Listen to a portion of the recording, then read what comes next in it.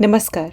इस वीडियो में हम स्ट्रेट अवे फोकस करेंगे कि दुर्गा सप्तशती के पाठ को संस्कृत में तंत्रोक्त विधि से यंत्र पूजन के साथ मतलब आवरण पूजन के साथ कैसे करना चाहिए। देखिए, जब आप पाठ को हिंदी या किसी और अन्य भाषा में न करके संस्कृत में करते हैं और नवार्ण मंत्र से संपुटित करते हैं और पाठ के ऊपर लगे हुए शापों को हटाते हैं, पाठ का उत्कीलन करते हैं, तंत्रोक्त रात्रि सूक्तम और तंत्रोक्त देवी सूक्तम को पाठ से पहले और पाठ के बाद में पढ़ते हैं, तो पाठ पौराणिक न रहकर तांत्रिक बन जाता है। विधि आपकी तांत्रिक हो गई है। और तांत्रिक विधि से जब आप पाठ करते हैं तो डिवाइन एनर्जीज का बिल्डअप ज्यादा तेजी से होता है, सब चीजें एक्सेलरेट हो जाती हैं। आपके जो रिजल्ट्स होंगे हो सकता है आपको जल्दी मिले। मान लीजिए अगर आप सकाम संकल्प लेकर तांत्रिक विधि से पाठ करते हैं तो पॉसिबिलिटीज हैं कि आपको रिजल्ट बहुत जल्दी मिलेंगे, बट ये सभी विधान नियम से बंधे होते हैं और नियम का पालन और सही विधि जानना बहुत जरूरी है अगर आपको श्री दुर्गा सप्तशती का तंत्रोक्त पाठ करना है। तो आवरण पूजा का भी यहाँ विशेष महत्व होता है और कहते हैं कि आवरण पूजा से यज्ञ और सभी तीर्थों के पूजन का फल मिल जाता है। और मैं तो बोलूंगी कि अगर आप यंत्र बनाना किसी भी डेटी का अपने आप में it's a very therapeutic process. जब आप यंत्र बनाते हैं समझ के उसमें सभी शक्तियों को स्थापित करते हैं, देखते हैं, it's a very nice way of learning कि कैसे डिवाइन एनर्जीज कनेक्टेड हैं, कैसे डिफरेंट डेटीज डिफरेंट फॉर्म्स जब वो एक यंत्र में आके स्थापित होती हैं तो आपको समझ में आता है कि एनर्जीज का प्ले कैसा है। सो आई वुड सजेस्ट कि आप यंत्र समझना शुरू करिए, यंत्र बनाना शुरू करिए और उसमें देखिए कि कहाँ पे आपको कौन सी एनर्जीज को, कौन सी डेटीज को आपको स्थापित करना है। दुर्गा सप्तशती मार्कंडेय पुराण में लिखे गए 700 श्लोक हैं जिनमें माँ भगवती दुर्गा और उनकी शक्तियों के अलग अलग असुरों से युद्ध के बारे में बताया गया है। 700 श्लोकों को 13 अध्याय में बांटा गया है और इन 13 अध्यायों को 3 चरित्र में बांटा गया है। पहला चरित्र माँ महाकाली को समर्पित है, दूसरा माँ महालक्ष्मी को और तीसरा माँ महासरस्वती को समर्पित है। और इन 700 श्लोकों में पूरे ब्रह्मांड की ऊर्जा समाई हुई है और कहा गया है कि 700 श्लोक नहीं बल्कि 700 बहुत शक्तिशाली मंत्र हैं और ब्रह्मांड की कोई शक्ति नहीं है जो इस पाठ में समाहित ना हो। और स्पेसिफिकली नवरात्रों में इस पाठ को करने का बहुत बहुत महत्व है। आई मीन जितना मैं बोलूँ, जितनी बार बोलूँ इस बात को, it is not going to justify, because मैंने जितने भी अभी तक ग्रंथ पढ़े हैं उसमें हर जगह ये लिखा है कि नवरात्रों में माँ की सप्तशती का पाठ जरूर करना चाहिए। अर्थ, काम, भोग और मोक्ष और सबसे ऊपर आजीवन भगवती माँ की कृपा, सब कुछ इस पाठ को करने से मिलता है। एक बार अगर आप इस पाठ को करना शुरू करेंगे, इसमें समाहित, इसमें लिखे हुए किसी भी पाठ को अपने जीवन का एक अंग बना लेंगे, आपके घर से, आपके मन से, आपके जीवन से कभी भी माँ भगवती जाएंगी नहीं, वो हमेशा आसपास रहेंगी। देखिए, पाठ आप संस्कृत में कर रहे हैं इसलिए बहुत इंपॉर्टेंट है कि आपके पाठ का उच्चारण सही होना चाहिए और आपको हर शब्द, हर वाक्य का अर्थ पता होना चाहिए। तो अर्थ समझकर पाठ करें। पाठ को करने के कुछ नियम हैं और इस पे एक वीडियो है जिसका लिंक मैं डिस्क्रिप्शन में ऐड कर दूंगी। तो सबसे पहले कि इस पाठ को करने के लिए आपके पास क्या होना चाहिए। इस पाठ को करने के लिए इट्स वेरी इंपॉर्टेंट कि आपके पास गीता प्रेस गोरखपुर की श्री दुर्गा सप्तशती बुक हो। और अगर आपके पास ये पुस्तक नहीं है, सबसे अच्छा तो रहेगा कि आप पुस्तक मंगा ले आए कहीं से और उसको बहुत अच्छे से संभाल के अपने पूजा घर में रखें। मतलब पुस्तक का घर में होना ही अपने आप में एक ब्लेसिंग है। पुस्तक को संभाल के रखिए और फिर उससे पाठ करिए। मान लीजिए अभी आपके पास पुस्तक नहीं है लेकिन आप पाठ करना चाहते हैं तो ये पुस्तक ऑनलाइन इंटरनेट आर्काइव पे अवेलेबल है, आप वहाँ पे इसको देख सकते हैं। देखिए, इस वीडियो में जो विधि बताई गई है इसको मैंने 2 बुक से रेफर किया है। पहला है गीता प्रेस गोरखपुर की श्री दुर्गा सप्तशती, उसमें पूरी विधि बताई गई है। और दूसरा जो मैंने रेफर किया है वो है देवी भागवत पुराण, उसमें श्री नारायण नवे स्कंद में दुर्गा सप्तशती के पाठ को करने की विधि बता रहे हैं कि सप्तशती का पाठ नवरात्र में कैसे करना चाहिए। उन्होंने इसकी पूरी विधि बताई है, तो मैंने उस विधि को भी इस दुर्गा सप्तशती की विधि के साथ कंबाइन करने की कोशिश की है। तो दोनों में ज्यादा डिफरेंस नहीं है। दुर्गा सप्तशती गीता प्रेस की जो है उसमें बहुत डिटेल में पूरी विधि है, लेकिन देवी भागवत पुराण में आवरण पूजा, यंत्र पूजा के बारे में बताया गया है जो कि बहुत सुंदर है। तो मैंने उसको भी इसमें इंक्लूड करने की कोशिश की है। जो सीक्वेंसिंग है उसमें नवार्ण मंत्र के जाप के बाद आप आवरण पूजा करते हैं और उस आवरण पूजा में आप बहुत सारे देवी देवताओं का आवाहन करते हैं और उनकी पूजा करते हैं और उसके बाद आप सप्तशती का पाठ शुरू करते हैं। और टेक्निकली आपको इसी तरह से करना चाहिए। ये एक इम्पॉर्टेंट स्टेप है मुझे लगता है, जिसमें ज़्यादा समय नहीं लगता है और समय तो भूल जाइए, जिसमें बेसिकली उन सभी शक्तियों का आवाहन किया जाता है जो माँ के साथ हैं। और स्पेसिफिकली जिन्होंने जो ये पूरा दुर्गा सप्तशती का वर्णन है, जो उन्होंने अलग अलग असुरों से युद्ध किया है, तो उस समय जो जो शक्तियाँ आके जिन्होंने माँ की सहायता की है, माँ के साथ उन्होंने युद्ध किया है, उन सभी का आवाहन करके उनकी पूजा की जाती है। कीलन उत्कीलन और शाप विमोचन बहुत इंपॉर्टेंट स्टेप है, बहुत सिंपल भी है, जहाँ आपको पाठ शुरू करने से पहले कुछ मंत्र पढ़ने हैं। तो बेसिकली आप पाठ पे लगे हुए शाप को कैसे हटाएंगे, शाप पाठ पे जो लॉक लगा है उसको कैसे खोलेंगे। तो जो इनके सॉल्यूशंस बताए गए हैं, इनके बेसिकली 6 सॉल्यूशन हैं। आप इन 6 में से कोई भी एक सॉल्यूशन कर सकते हैं, लेकिन सारे मंत्र, सारे सॉल्यूशंस की डिटेल आपको बुक में मिल जाएगी। और फिर जब हम एक बार पाठ का उत्कीलन और शाप विमोचन, मतलब उत्कीलन माने ताले को खोलना और शाप विमोचन माने शाप को हटाना, जब हम ये दोनों प्रक्रियाएं कर देते हैं तो उसके बाद फिर हम पाठ को 6 अंगों के साथ करते हैं। 6 अंग क्या हैं, इसके बारे में हम शॉर्ट में बात। कवच, अर्गला स्रोत और कीलकम, और इसके साथ 3 रहस्य जो कि हमारा प्राधानिकम रहस्य है, वैकृतिकम रहस्य है और मूर्ति रहस्य है। ये जो 6 हैं, ये 6 अंग बोले जाते हैं माँ भगवती की सप्तशती के। और ऐसा बोला गया है कि सप्तशती को हमेशा 6 अंगों के साथ करना चाहिए। तो पाठ से पहले आप कवच, अर्गला और कीलक करेंगे, और पाठ के बाद आप प्राधानिकम रहस्य, वैकृतिकम रहस्य और मूर्ति रहस्य करेंगे। लेकिन जब आप चंडी पाठ करने जा रहे हैं संस्कृत में, तो आप इसको नवार्ण मंत्र से भी संपुटित करते हैं। संपुटित का मतलब होता है पाठ जब आपका 1 से 13 अध्याय तक का पाठ है, पाठ से पहले आप नवार्ण मंत्र का जप करेंगे, 1 माला नवार्ण मंत्र का जप करेंगे, और फिर पाठ खत्म होने के बाद फिर से आप नवार्ण मंत्र का 1 माला जप करेंगे। तो इसको संपुटन बोला जाता है नवार्ण मंत्र से। तो सबसे पहले हम बात करेंगे कि पाठ के शाप को हटाने के लिए और लॉक को खोलने के लिए जो 6 तरीके हैं वो क्या क्या हैं। उसके बाद हम बात करेंगे कि हम पाठ को कितने दिनों में कर सकते हैं, और फिर उसके बाद हम एक सीक्वेंस देखेंगे कि अगर आपको पाठ संस्कृत में करना है तो उसका पूरा सीक्वेंस क्या है, आपको पहले क्या करना चाहिए, उसके बाद क्या करना चाहिए। And this is going to give you a complete step by step process, आप अगर एक दिन में संस्कृत में पाठ करना चाहते हैं तो। और उसके बाद फिर हम आवरण पूजा के बारे में थोड़ा सा बात करेंगे। तो पाठ के ऊपर लगे शाप को हटाने के लिए 6 तरीके हैं। पहला जो तरीका है वो है मंत्रों के द्वारा, और इसमें बेसिकली आप क्या करते हैं, पाठ को शुरू करने से पहले कुछ मंत्र पढ़ते हैं और पाठ को खत्म करने के बाद आप कुछ मंत्र पढ़ते हैं। और 3 तरह के मंत्र हैं, आप तीनों में से कोई भी एक यूज कर सकते हैं। एक सेट जो है उसको आप पाठ से पहले और बाद में भी करते हैं, और जो 2 मंत्र हैं उनको आप सिर्फ पाठ से पहले करते हैं। तो इन 3 मंत्रों में से आप किसी भी एक मंत्र को चूज कर सकते हैं। जो पहला सेट है मंत्रों का, उसमें शापोद्धार मंत्र है और उत्कीलन मंत्र भी है, और फिर मृत संजीवनी विद्या है। और इसमें जो शापोद्धार मंत्र है उसको पाठ शुरू करने से पहले आपको 7 बार करना है जप, और उसको पाठ खत्म होने के बाद भी 7 बार करना है। फिर उत्कीलन मंत्र का भी पाठ के शुरू और अंत में 21-21 बार जप करना है, और मृत संजीवनी विद्या का पाठ के शुरू और अंत में 7-7 बार जप करना है। तो ये पहला सेट है। अगर आप इस विधि से शापोद्धार और उत्कीलन कर रहे हैं तो आपको इन मंत्रों का इस तरह से ही जाप करना है। फिर जो मंत्रों के हिसाब से हम शापोद्धार और उत्कीलन करते हैं, उसमें मारीच कल्प में एक और मंत्र दिया है जो है सप्तशती शाप विमोचन मंत्र। लेकिन इस मंत्र को सिर्फ 1 बार करना है, वो पाठ शुरू करने से पहले करना है, और 108 बार करना है।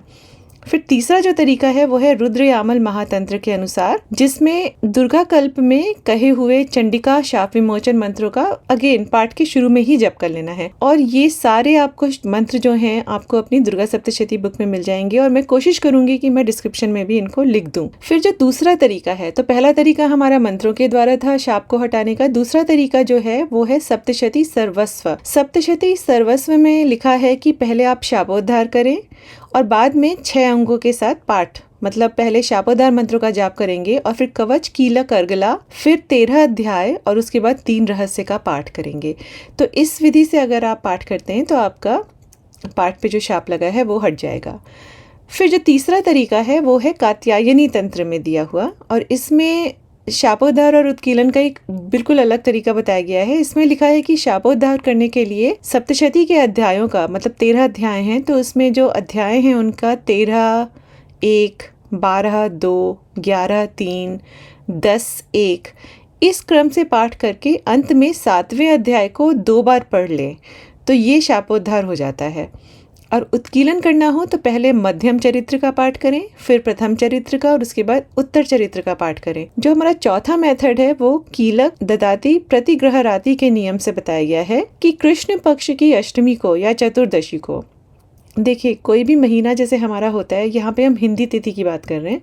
जो हमारा महीना होता है उसमें 15 दिन कृष्ण पक्ष के होते हैं, 15 दिन शुक्ल पक्ष के होते हैं और उसमें प्रतिपदा, द्वितीया, तृतीया इस तरह से तिथियाँ होती हैं सारी, ठीक है?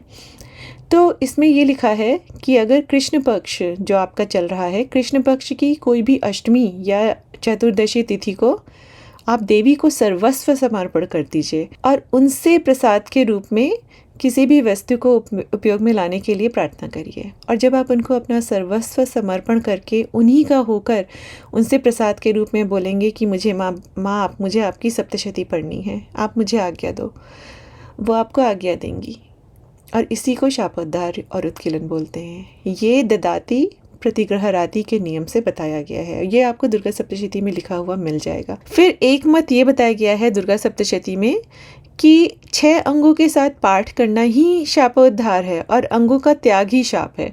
तो अगर आप अगर आप कवच, कीलक, अर्गला और 3 रहस्य पढ़ रहे हैं पाठ से पहले और पाठ के बाद में, मतलब पहले कवच, कीलक, अर्गला और फिर पाठ और फिर 3 रहस्य, अगर आप इस विधि से पूरा पाठ कर रहे हैं तो ये अपने आप में ही इसमें शापोद्धार हो जा रहा है, मतलब शाप हट जा रहा है आपका। और जब आप अंगों के साथ पाठ नहीं करते हैं तो वो शाप लगना होता है। तो ये एक मत और है जो बुक में दिया गया है। फिर कुछ विद्वान बोलते हैं कि शापोद्धार कर्म ज़रूरी नहीं है, क्योंकि रहस्याध्याय में कहा गया है जिसे एक दिन में पूरे पाठ का समय ना मिले वह एक दिन में केवल मध्यम चरित्र और दूसरे दिन में शेष 2 चरित्रों का पाठ कर सकता है। इसके अलावा जो लोग महाविद्या क्रम से प्रतिदिन पाठ करते हैं उनके लिए भी रोज शापोद्धार और उत्कीलन करना संभव नहीं है। तो ये पूरे 6 तरीके हैं शापोद्धार और उत्कीलन करने के। आपको जो समझ में आए, आपको जैसा ठीक लगे आप उस तरह से करिए। मुझे ऐसा लगता है कि मैं मंत्रों के साथ शापोद्धार और उत्कीलन करती हूँ, लेकिन भाव तो जन्म से ही बने हुए हैं माँ के लिए। तो बेसिकली मेरा अपना सोचना ये है कि अगर कोई विधि बताई गई है और हमें पता चल जाती है तो हमें उसको करना चाहिए। तो मैं 6 अंगों के साथ पाठ भी करती हूँ और मैं मंत्रों के साथ पहले उसका शापोद्धार और उत्कीलन भी करती हूँ। अब आता है प्रश्न, पाठ को कितने दिन में करें? तो बेसिकली पाठ को आप 1 दिन में, 2 दिन में या महाविद्या क्रम से 7 दिन में कर सकते हैं।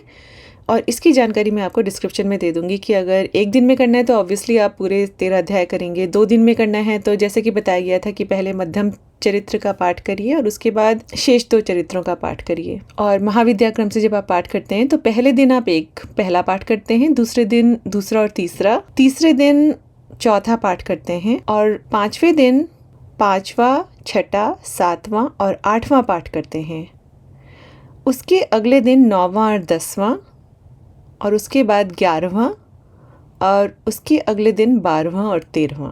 तो बेसिकली 7 दिन में आप इस महाविद्या क्रम से पूरा पाठ अपना कंप्लीट कर लेते हैं। अब हम बात करते हैं कि पाठ को करने का विधान क्या है। यहाँ पे पूरा सीक्वेंस देखेंगे कि पूरा सीक्वेंस क्या है, किस तरह से हमें पूरा पाठ करना चाहिए। तो सबसे पहले नहा धोकर लाल वस्त्र पहनकर आसन पर बैठ जाएं। जल, पूजा सामग्री और श्री दुर्गा सप्तशती पुस्तक को अपने सामने रखें। पुस्तक को काष्ठासन पर रख दें। भस्म, चंदन या रोली का टीका लगा लें। बाल बंधे होने चाहिए। पूर्व दिशा की तरफ मुख कर 4 बार आचमन करें। आचमन का मंत्र जो है वो डिस्क्रिप्शन में दे दिया जाएगा। इसके बाद गणपति आदि देवताओं और गुरुओं को प्रणाम करें। पवित्री पहन ले। पवित्री सूखी घास की बनी अंगूठी होती है और अगर पवित्री ना हो तो सोने या चांदी की भी अंगूठी आप पहन सकते हैं। पवित्री पहनने का मंत्र होता है जो आपको बुक में मिल जाएगा और मैं कोशिश करूँगी इसको डिस्क्रिप्शन में भी ऐड कर दूँ। फिर हाथ में थोड़ा जल, लाल फूल और अक्षत लेकर संकल्प करना चाहिए। फिर देवी के भाव मन में लाकर आप पुस्तक की पंचोपचार पूजा करिए। पंचोपचार पूजा में गंध, पुष्प, धूप, दीप, नैवेद्य प्रयोग किया जाता है। फिर योनि मुद्रा का प्रदर्शन करके भगवती को प्रणाम करिए। पुस्तक स्थापना मंत्र पढ़ते हुए पुस्तक को काष्ठ आसन पर विराजमान करिए और मंत्र पुस्तक में दिया हुआ है दुर्गा सप्तशती में, और इस मंत्र को भी मैं कोशिश करूँगी कि डिस्क्रिप्शन में ऐड कर दूँ। और फिर इसके बाद से शापोद्धार और उत्कीलन शुरू हो जाता है। तो यहाँ तक आपने नॉर्मल अपना प्रोसेस किया है, पर इसके बाद से आपका शापोद्धार और उत्कीलन शुरू हो जाएगा। अगर आपको मंत्र विधि से करना है तो मंत्र अपने सामने रख लीजिए और कोई भी एक विधि जो जो भी मंत्र आपने सोचा है कि आप करेंगे उसका उस हिसाब से या तो 7-7 बार या 21-21 बार या 108 बार एक बार, तो आप उसी हिसाब से मंत्र को पढ़ लीजिए। फिर शापोद्धार के बाद न्यास बताया गया है और श्री देवी का ध्यान करके 9 कोष्ठों वाले यंत्र में महालक्ष्मी का पूजन आदि बताया गया है। और इसके बाद फिर हमारा अंग पाठ शुरू हो जाता है, कवच, अर्गला और कीलक। तो सबसे पहले हमें कवच पढ़ना है, फिर अर्गला पढ़ना है, फिर कीलक पढ़ना है, ये बहुत जरूरी है। इसके बाद आपको तंत्रोक्त रात्रि सूक्तम पढ़ना चाहिए और इसके बाद दिया गया है श्री दिव्य थर्व शीर्षम। तो ये वेदोक्त है, बहुत सारे लोग बोलेंगे मत पढ़िए, लेकिन मैं पढ़ती हूँ, पिछले 40 साल से पढ़ती आ रही हूँ और मुझे तो इसके फायदे दिखे हैं। अगर आप करना चाहें तो आपको करना चाहिए। फिर इसके बाद विनियोग की विधि बताई गई है और न्यास बताया गया है कि नवार्ण मंत्र के जाप से पहले आप उसका न्यास कैसे करें। ये पूरी की पूरी विधि आपको पुस्तक में मिल जाएगी और यहीं से हम बेसिकली पाठ को संपुटित कर रहे हैं नवार्ण मंत्र से। देखिए, नवार्ण मंत्र जब भी आप करें तो उसमें जितनी भी शक्तियां हैं, जो उनके ऋषि हैं, देवता हैं, उसका जो बीज है, ये सब समझ के करिए। नवार्ण मंत्र में माँ महाकाली, माँ महालक्ष्मी, माँ महासरस्वती का ध्यान करना बहुत बहुत बहुत जरूरी है। तो इनका ध्यान आप करिए। ध्यान इनका जो है वो मैं नीचे डिस्क्रिप्शन में ऐड कर दूंगी। इनके ध्यान के साथ ही आप नवार्ण मंत्र का जाप करिए। और फिर जो यहाँ पे थोड़ा सा डिफरेंट है दुर्गा सप्तशती और देवी भागवत पुराण में, देवी भागवत पुराण में इस स्टेप के बाद विनियोग, न्यास और नवार्ण मंत्र के जप के बाद आवरण पूजा के बारे में बताया गया है कि माँ दुर्गा की आवरण पूजा कैसे करनी चाहिए।